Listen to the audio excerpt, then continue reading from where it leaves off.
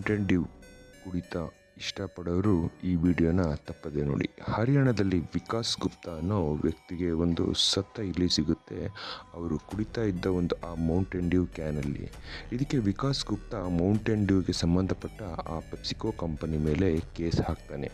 ಅದಕ್ಕೆ ಪೆಪ್ಸಿಕೋ ಕಂಪನಿಯವರು, ನಾವು ಮ್ಯಾನುಫ್ಯಾಕ್ಚರ್ ಮಾಡೋ ಸೋಡಿಯಮಲ್ಲಿ ಎಷ್ಟು ಶಕ್ತಿ ಇದೆ ಅಂದರೆ ಆ ಒಂದು ಸತ್ತ ಇಲಿ ಜೆಲ್ಲಿಯಾಗಿ ಕನ್ವರ್ಟ್ ಮಾಡೋ ಶಕ್ತಿ ಇದೆ ಅಂತ ಕೋರ್ಟ್ನಲ್ಲೇ ಒಪ್ಕೊಳ್ತಾರೆ. ಇಲ್ಲಿ ನಾವು ಯೋಚನೆ ಮಾಡುವಂಥ ವಿಷಯ, ಒಂದು ಇಲಿ ಜೆಲ್ಲಿಯಾಗಿ ಬದಲಾಗುತ್ತೆ. ಹಾಗಾದರೆ ಈ ವಿಷಕಾರಿ ಕೂಲ್ ಡ್ರಿಂಕ್ಸ್ನ ಕುಡಿಯೋ ಮನುಷ್ಯರ ಕಥೆ ಏನು? ನಮ್ಮ ದೇಹಕ್ಕೆ ಎಷ್ಟರ ಮಟ್ಟಿಗೆ ಪರಿಣಾಮ ಆಗುತ್ತೆ ಅನ್ನೋದನ್ನ ನಾವು ಯೋಚನೆ ಮಾಡಬೇಕಾಗುತ್ತೆ. ಈ ವಿಡಿಯೋನ ಯಾರು ಮೌಂಟೇನ್ ಡ್ಯೂನ ಕುಡಿಲಿಕ್ಕೆ ಇಷ್ಟಪಡ್ತಾರೆ ಅವರಿಗೆ ಶೇರ್ ಮಾಡಿ, ಇದರಿಂದ ಒಬ್ಬರು ಪ್ರಾಣನ ಉಳಿಸ್ಬೋದು.